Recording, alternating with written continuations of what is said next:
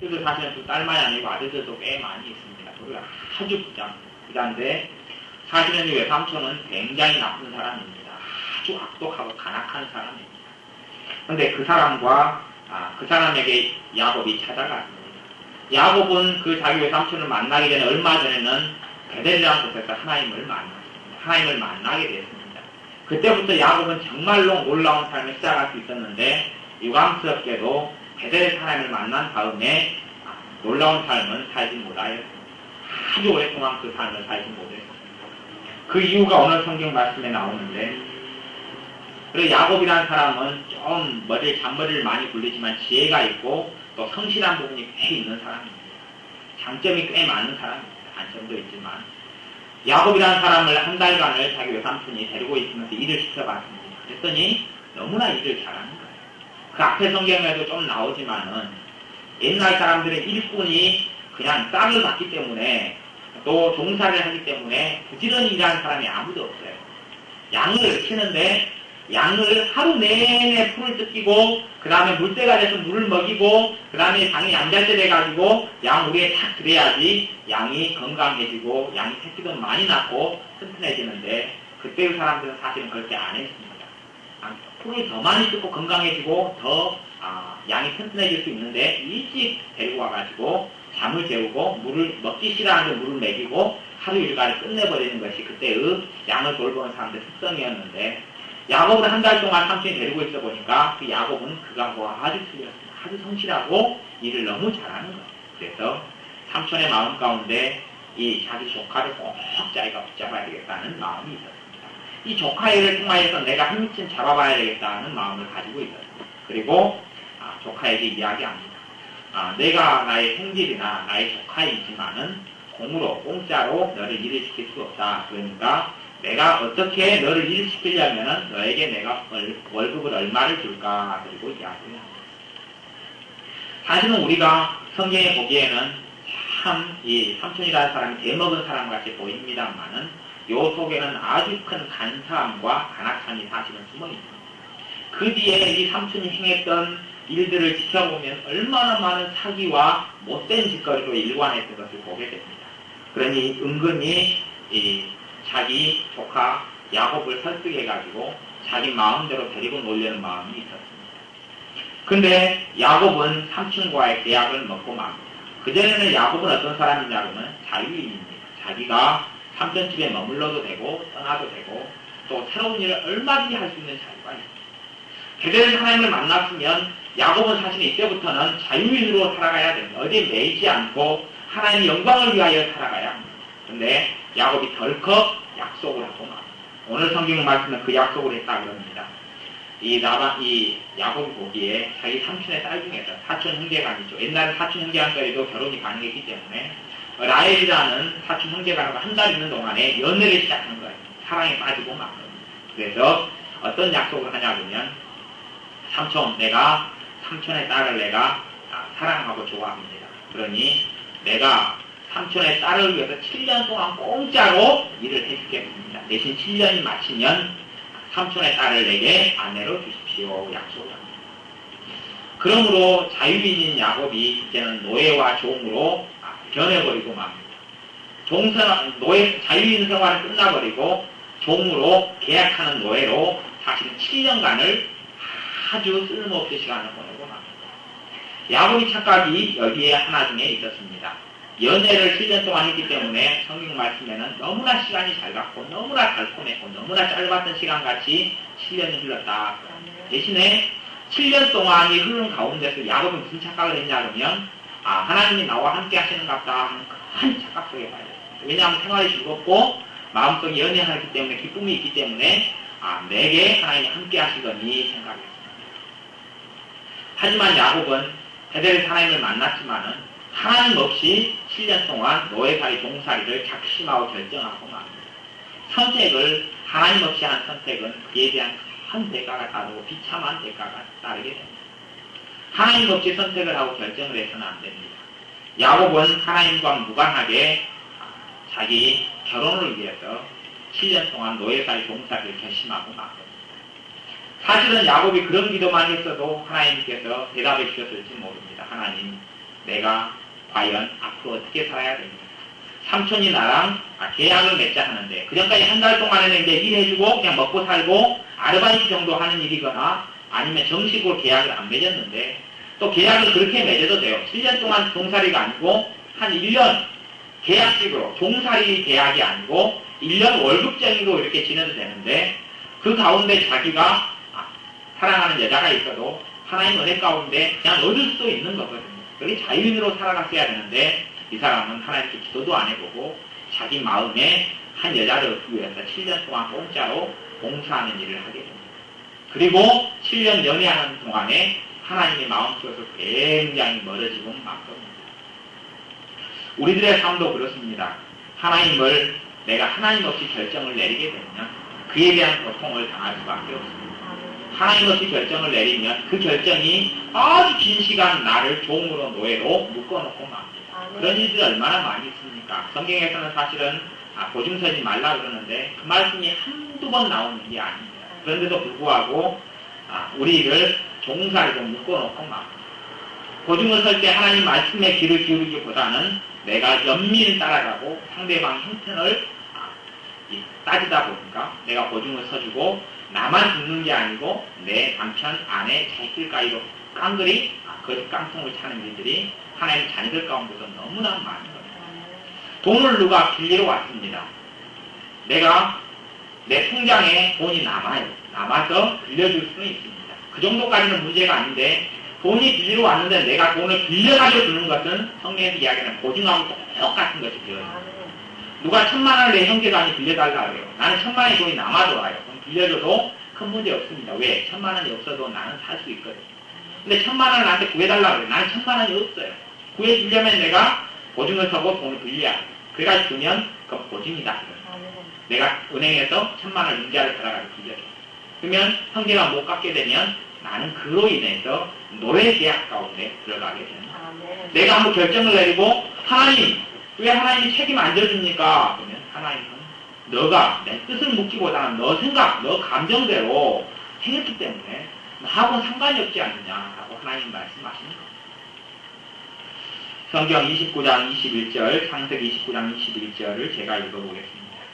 야곱이 라반에게 이르되 내 기한이 찼으니 내 아내를 내게 주소서 내가 그에게 들어가겠나이다.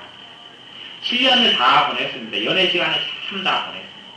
그리고 자기 아내에 대한 자기 연애했던 여자 라헬에 대한 대가를 7년 동안에 성실하게 잘 치렀습니다. 7년 동안 일했으면서도 돈 10원 하나 못 벌고 말았습니다. 그냥 완전히 그냥 꽁으로 시간을 보내고 단지 먹고 살고 그냥 입에 꿀칠만 하고 밥새끼만 먹여주고 잠만 자고 7년을 꽁으로 보내고 말았습니다. 그러고 각시를 얻었습니다. 근데 얻고 이제 자기 삼촌한테 내가 7년 일했습니다. 삼촌 내 각시 주세요. 이제 결혼식 시켜달라는 이야기입니다. 삼촌이 결혼을 시켜줍니다. 잔치를 막 합니다. 그리고 잠자리에 들었습니다. 들었는데 아침에 일어나 보니까 자기가 사랑하는 여자가 아닌 거예요. 다른 여자가 들어온 거예요. 다른 여자가 누구냐 하면 자기 사랑했던 여자의 언니인 거예요. 언니는 얼마 전에 읽었던 성경 말씀처럼 두 딸이 있는데 언니는 알력이 부족하다. 그러니까 눈이 나빠요. 근시에 안경을 써야 되는 사람. 지금 같으면 안경을 써도 여자가 제 기능을 하지 눈이 나빠도 상관없어요. 요즘에는 대부분 한 10명 중에 7명 정도는 다 안경을 쓰기 때문에 눈이 나빠도 상관이 없는데 그때는 눈이 나쁘면 일을 합니까 못합니까? 전혀 일을 못합니다. 양을 치고 있는데 저기가 늑대떼가 몰려와요. 눈이 나쁘면 보입니까 안 보입니까? 안 보여요. 그러니까 사람 구실을 못해요. 자기 저기 남편이 오는데 건너편에 와 저 사람이 누군가 눈앞에 다가와야지 당신 왔어요. 그러는 거니까요. 사람이 누가 붙어있지 않고는 아무 일이 없어요. 사람 구실은 못해요. 그리고 눈이 안 좋으니까 밖으로 못 돌아다닐 거 아니에요. 그러니 건강도 안 좋고 꼭 몸매도 그러죠. 안 돌아다니고 운동 안 한 사람 몸매는 항아리 몸매일 거 아니에요. 그러니까 사실은 누가 데려가지도 않아요. 그리고 동생은 눈도 좋고 활발하고 그러니까 막 돌아다니는 가운데 건강이 유지되고 몸매도 이제 아주 아름다운 몸매고 그리고 얼굴도 이뻐요. 그러니까 이 아빠가 이 자기 삼촌이 첫날 밤에 누구를 넣어버리냐 그러면 자기 큰 딸을 넣어요. 그리고 7년 동안의 세월이 허송세월로 다 끝나고 막 7년 동안 누구 없이요 하나님 없이 일해왔던 세월, 하나님 없이 내린 결정, 그리고 7년 동안 살아왔는데 하나님 없이 살아온 그때 그냥 우리도 그러잖아. 하나님 없이 돈을 7년간 열심히 벌었어. 그러면 7년 동안 벌어놨던 것이 한순간에 날아가고 깡그리 잿더미같이 되는 일이 쉽게 벌어지는 겁니다. 왜요? 하나님 없이 살았기 때문에.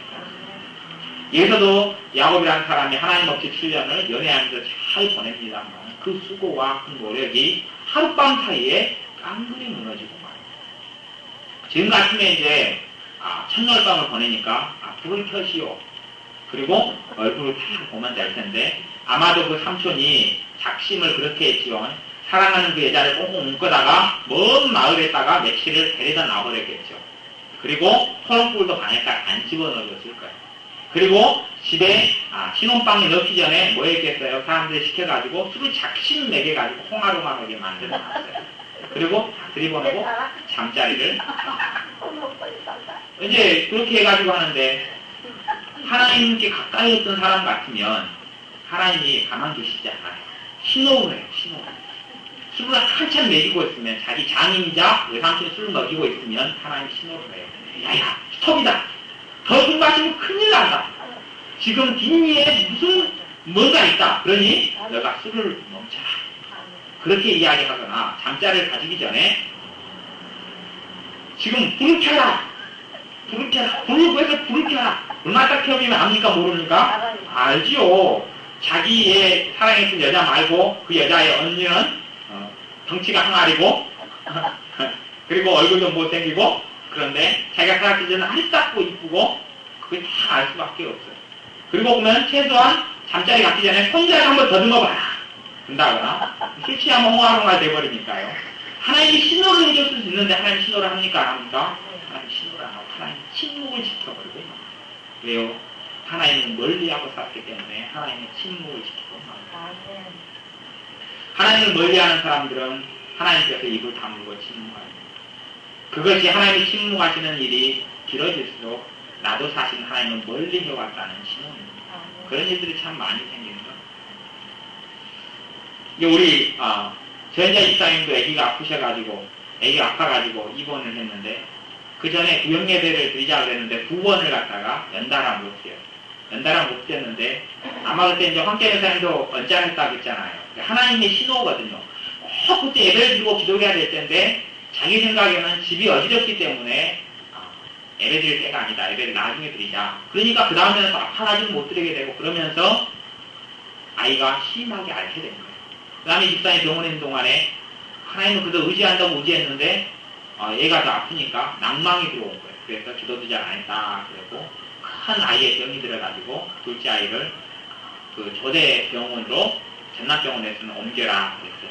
병원에서는 도무지 치료가 불가능하니까 옮겨라 그랬는데 마침 하나님께서 은혜로 견자 집사님의 올케를 보내서 권사님인데 목사님이랑 변호사님 불러가지고 얼른 기도를 받지 지금 뭐하고 있냐 그래서 그 말을 부랴부랴 우리한테 연락이 와서 기도를 해주니까 그날 다음부터 아이가 좋아지고 이틀 만에 태어난 거예요.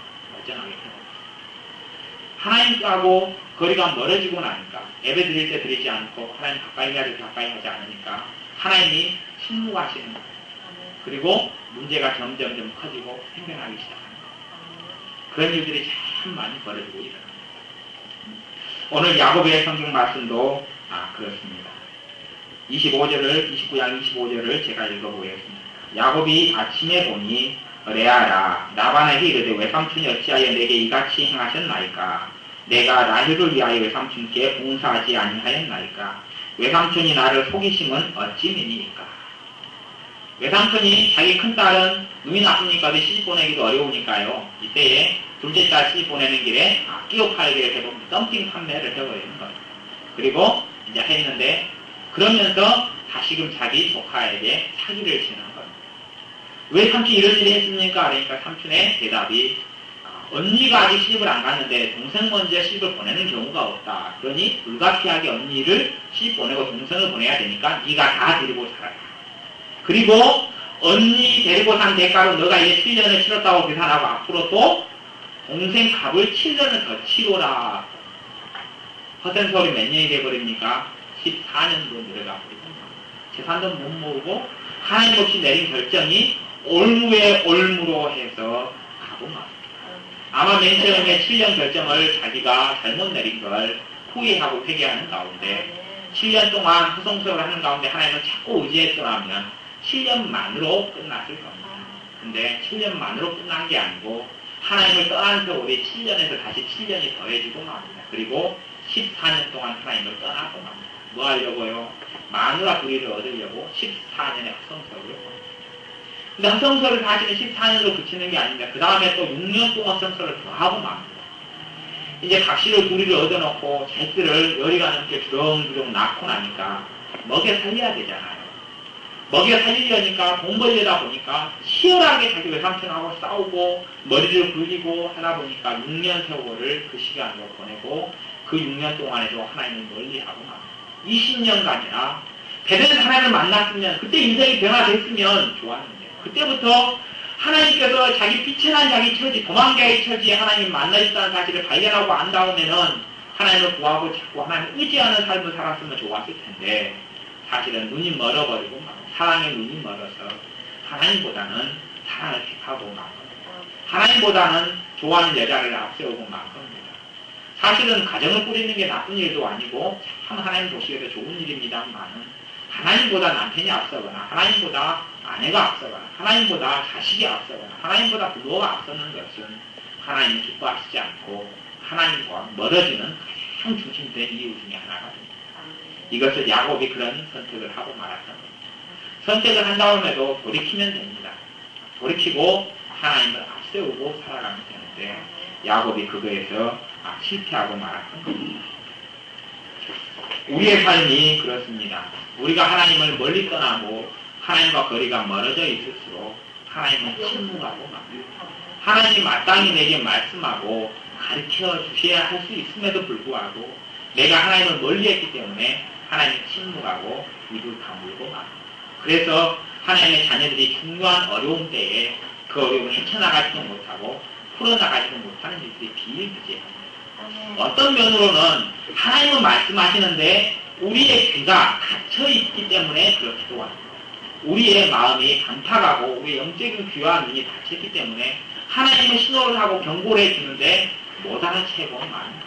그럴 때는 내 주변에 있는 사람과 옆에 있는 사람이 하나님께 관계를 잘 맺고 있는 사람이 그 신호를 잘 포착합니다. 그래서 내 혼자만으로 신앙생활을 해나가기는 어렵다는 이야기. 성경 말씀을 하나 더 찾아봅니다. 성경 말씀 갈라디아서 2장입니다. 갈라디아서 2장 11절 신약성경 갈라디아서 2장 11절 말씀. 신약성경 갈라디아서 2장 11절부터 14절 말씀.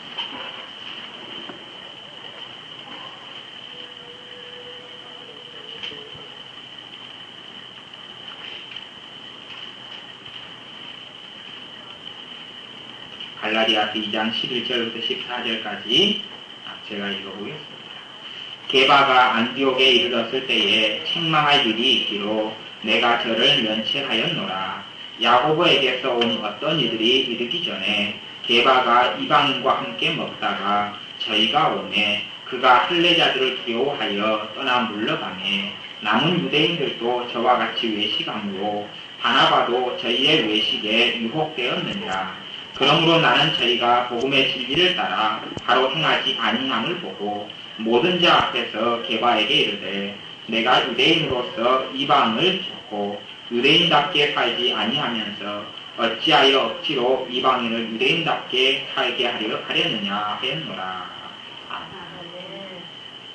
게바라는 사람은 다른 이름은 베드로라는 이름입니다. 아주 예수님의 제자 중에서 아주 제자. 예수님의 가르침을 정말로 잘 받았던 사람. 그리고 이 베드로라는 사람은 하나님의 능력이 대단히 강해서 죽은 사람을 참 많이 살리기도 했고 암 환자나 병자들은 수없이 많이 고쳤던 하나님의 사람입니다. 그리고 지금으로 이야기하면 목사님들을 가르치고 목사님을 세우는 사람, 또 선교사기도 하고 목사님이기도 한 사람이 요 게바이자 베드로입니다. 근데 이 게바라는 사람, 베드로라는 사람이 어느 날 사람들과 모여서 밥을 먹고 있었어요. 밥을 먹고 있었는데 그때에는 밥을 아무하고나 먹으면 사실은 안 되었습니다. 하나님의 법에는 아무하고나 밥을 먹어도 괜찮습니다. 하나님 앞에서는 다 괜찮은데 개바가 살았던 나라, 그 나라 사람들이 보는 관습에서는 자기 나라 사람이 아닌 사람하고 밥을 먹으면 왕따를 당하고 맙니다. 그리고 야단을 듣고 저 사람이 못된 짓을 했다라고 소문이 나게 됩니다. 근데 이것을 이 사람은 하나님을 믿는 사람으로서 그걸 무시해 버려서야, 그리고 그 자기 백성이 아는 사람하고도 밥 먹고 같이 친하게 지내야 되는 것이 마땅히 하나님의 사람이 해야 될 도리였습니다. 그리고 그 도리를 따라서 이 사람이 하나님의 자기 민족이 아닌 예수를 믿는 사람하고 밥을 맛있게 먹고 있었습니다. 그때까지는 참 좋았는데 밥을 잘 먹고 있다가 저기 멀리서, 예를 들어 식당에서 밥을 먹고 있었던 모양입니다. 그런데 저 멀리서 누가 오냐 그러면 자기 민족의 사람들, 자기 나라 사람들이 옵니다. 자기가 알고 있는 사람들이 옵니다. 그러면 어떻게 되냐 그러면 내가 다른 나라 사람하고 밥을 먹고 있는 게 들키겠습니까? 안 들키겠습니까? 들켜버리니까 왕따를 당하고 비난을 듣게 되는 일이 벌어진단 말입니다.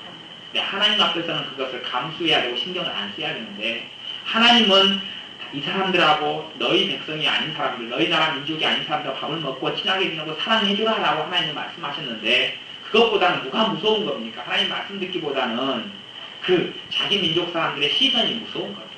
그래서 밥을 먹다가 저기서 아는 사람이 몇 명 쫓아오니까, 걸어오니까 먹다가 숟가락을 놔두고 젓가락을 놔두고 뒤돌아가지고 모른 체가 얼른 도망가 버리고 말이야. 나는 식사 밥을 안 먹었다 그러고 도망가 버리고 말이야. 그걸 보고 그 옆에 있던 다른 바나바라는 하나님의 사람, 선지자인 사람도 어이구 저 예수님의 제자 중에 제자가 숟가락 도망가 버리네. 그 사람도 그 이스라엘이라는 민족에서 다른 민족이랑 밥을 먹고 왕따를 당하거든요. 근데 이 사람도 같이 어이구 그럼 나도 그런 숟가락 놓고 도망가야지. 그리고 이 사람도 숟가락 딱 놓고 샥 도망가 버리고 맙니다. 그런 이상한 일이 여기서 벌어지고 맙니다. 그때에 하나님은 침묵을 지켰습니다. 이 사람에게 하나님은 베드로에게 야 너가 그런 행실을 하면 안 돼. 숟가락을 지금 놓으면 안 돼. 라고 말씀하실 수 있었는데 말씀 안 하고 맙니다. 왜냐하면 베드로의 마음 가운데 하나님 앞에 생각하고 하나님 뜻이 무엇일까 생각하고 하나님이 원하시는 게 무엇일까 생각하기보다는 사람을 두려워하는 마음이 들어왔기 때문에 하나님은 침묵하고 말거든요. 그래서 하나님은 자꾸 우리에게 뭐라고 말씀하시냐면 너희가 사람을 두려워하지 말아라. 너희가 환경을 두려워하지 말아라. 내가 환경을 두려워하고 사람을 두려워할 때가 되면 하나님은 뭐 하신다는 이야기입니까? 침묵하신다는 이야기입니다. 죽은 사람을 살릴 능력 있는 베드로에게도 하나님은 침묵했습니다. 전도하러 자기 목숨을 내건 사람이 베드로인데도 베드로가 두려움에 빠졌을 때 하나님은 침묵하시고 막 입을 딱 다물어 버리시고 막 나중에는 그것 때문에 이 베드로라는 사람이 하나님의 사람인 바울에게 생 야단을 듣고 맙니다. 야, 네가 그 따위로 살려면 하나님도 때려치고 그 따위로 살려면 너가 다시 네 나라로 돌아가라. 그리고 그런 생 야단을 갖다가 사람들 많은 데서 이사를 가고 맙니다. 왜냐하면 하나님이 침묵하셨고 이 베드로는 자기의 겁에 질려서 도망갔고 겁에 질린 것뿐만이 아니고 베드로의 마음 가운데는 편견이 있었기 때문에 편견이라는 것이 독선입니다. 고집, 아집. 내가 지금까지 50년을 살아오는 동안에 요게 다 이렇게 살아왔으면 하나님께서 그게 틀리다라고 말씀하셔도 그걸 안 받아들이고 그대로 살아가는 게 독선, 아집이다. 내 생각을 하나님 생각보다 앞세우면 하나님은 침묵하신다는 거예요. 입을 다 다무시는 거예요. 그리고 이 하나님께서 침묵하시 입을 다무시면 내 인생에 있어서 고난과 어려움이 찾아온다는 거예요. 어려움이 찾아오면 하나님 내가 기도도 하고 하나님 잘 믿었는데 왜 내게 어려움이 찾아옵니까? 왜 나한테 믿어주지 않았습니까? 하고 이야기한다는 거예요. 내게 보증을 서달라고 사람이 찾아옵니다. 하나님은 보증 서지 말라 그랬어요. 내가 염려에 이끌려서 보증을 딱 서려고 마음을 먹게 되면 하나님은 침묵하신다는 거예요. 그래서 보증 서지 말라는 이야기를 안 합니다. 왜냐하면 하나님이 이미 말씀하셨기 때문에 그때부터는 침묵을 하시고 마시는 거예요. 내가 보증을 서주고 도장 하나 찍어주면 잠깐 동안 기분이 참 좋습니다. 왜냐하면 내 형제의 어려움을 내가 도와줬고 내 친구의 어려움을 내가 도와줬기 때문에 내 마음이 뿌듯해집니다. 그걸 하나님께서 함께 하시는 것 같다라고 착각하기가 쉽다느냐. 아까 야곱처럼 연애하는 기간 동안에 그런 착각이 있었듯이 그런 착각을 하기가 무척 쉽습니다. 우리가 하나님을 멀리하고 하나님을 가까이 하지 않고 하나님의 뜻을 구하지 아니하면 내가 아무리 하나님을 사랑하고 하나님 가까이 나온다 생각할지라도 그 사람이 예수님의 제자 중에 제자인 베드로이다 할지라도 하나님께 대단한 능력을 가진 사람이라 할지라도 하나님은 침묵하시고 말씀을 해주시지 않습니다. 그래서 우리의 삶 가운데 믿는 사람의 삶 가운데 어려움과 문제가 그래서 참 많이 일어나고 있습니다. 내가 두려움에 빠지면 내가 너무 염려에 빠지게 됩니다. 내가 너무 내 고정관념과 바질에 빠지게 됩니다. 또 아까의 야곱처럼 자기 생각에 빠져서 하나님은 멀리하고 자기의 길을 딱 달려가기를 원할 때 문제가 빠지게 됩니다. 우리는 순서를 좀 잘못하는 경향이 있습니다. 야곱도 자기가 종살이를 하나님 없이 결정을 7년 동안 하기로 결정을 합니다. 사랑하는 여자를 이렇게 7년 동안 종살이 하기 결심할 때에 다 그렇게 할 겁니다. 결심을 한 다음에 이제 그 종살이를 하는 가운데 기도합니다. 하나님 내게 축복해 주십시오. 내가 7년 동안 종살이 하는 가운데 축복해 주십시오. 나를 도와주십시오. 일이 잘 되게 해주십시오. 기도하지만 이미 처음부터 어긋나고 말았다는 사실입니다. 그걸 돌이켜야 되는데 불구하고 어긋나고 말았다. 내 결정은 내가 해놓고 선택은 내가 해놓고 그리고 하나님 내가 선택한 이 길에 하나님 축복해 주십시오 하고 하는데 순서가 참 많이 바뀌고 말았습니다. 순서는 먼저 하나님께서 무엇을 원하십니까? 내가 어떤 선택을 해야 되겠습니까? 라고 하나님이 가르쳐주시는 겁니다. 하나님을 가까이 했더라면 7년 동안의 잘못된 선택 가운데서도 첫날 밤을 야곱이 쫙 보낼 때 되면 하나님이 그렇게 했겠죠. 결혼식을 할 때 달빛이 멋있게 비치는 밤에 결혼식을 해요. 달빛이 비치면 창문을 통해서 들어오면 각시가 자기 각시인지 아닌 각시인지 얼굴이 다 알 거 아니에요. 아니면 최소한 하나님이 딴 건 자세히 안 가르쳐도 스톱 그럴 거 아니에요. 문을 열고 들어갈 때 스톱 호로불을 얼른 가져와라. 한마디로 끝나는 거예요. 한마디로. 그러면 7년 동안 화성서울랑 끝나고 그 다음에 다시금 하나님 앞에 삶을 시작할 수 있는 거예요. 그 아버지 이삭도 사실은 큰 실수를 했습니다. 이삭도 하나님 없이 오랫동안 살아왔습니다. 하나님 없이 오랫동안 살아와서 두 아들을 불러서 한 아들에게 장자 아들에게 축복을 해주려고 마음을 먹었습니다. 그리고 큰 아들에게 너가 맛있는 것을 고기 음식을 해오면 사냥돼서 고기 음식을 해오면 내가 축복을 해주겠노라.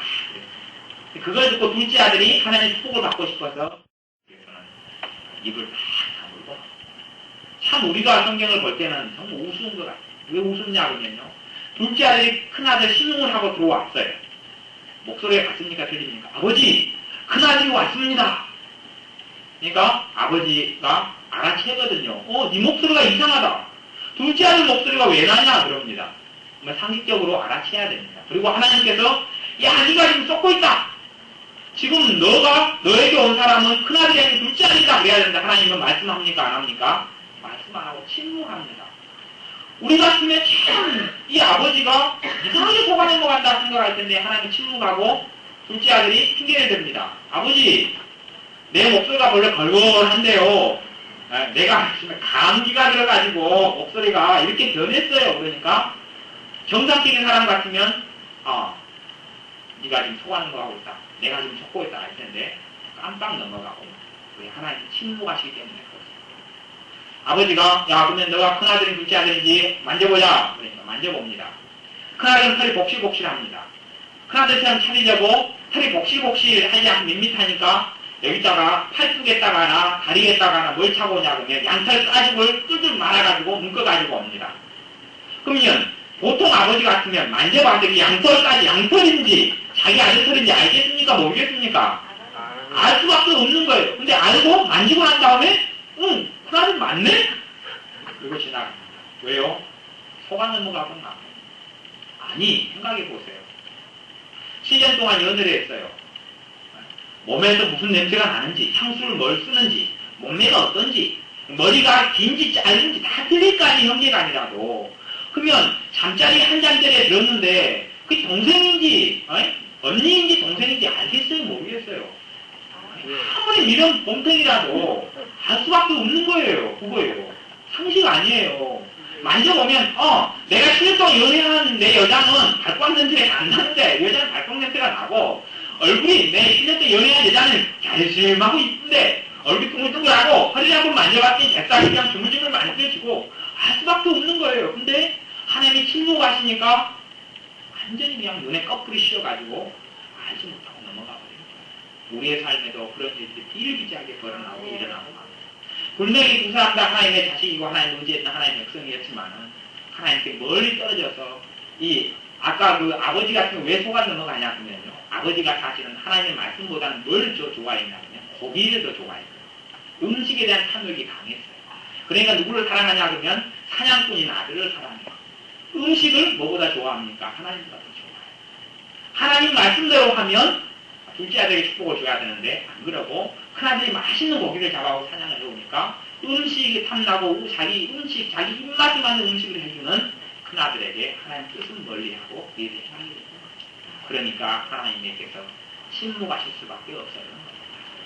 우리가 하나님께서 내게 침묵하고 계시면 그리고 내 삶의 어려움들이 하나씩 작은 일들이 생기고 그렇게 하면 내가 하나님보다는 내가 두려움에 빠져 있거나 염려 속에 들어가 있거나 내가 불안 속에 더 들어가 있거나 내가 하나님 말씀 신뢰하지 않고 있거나 아니면 내가 하나님보다는 내 생각, 내 아집, 내 고정관념에 치우쳐 있거나 하나님을 내가 멀리 하고 있거나 하는 것이 하나님이 침묵하시고 내 삶의 어려움들이 순간순간 벌어지고 내 몸이 아픈 것도 순간순간 벌어지면 하나님이 사실 침묵하시기 때문에 일어난 일들이 100%는 아니지만 그래도 많은 이유 중에 하나, 5 중에 4가지 정도는 그런 하나님께 침묵하시기 때문에 내가 하나님을 멀리하고 있고 두려움에 빠지고 염려하고 근심하기 때문에 베드로처럼 하나님 말씀하실 수 있음에도 불구하고 하나님 침묵하고 있습니다.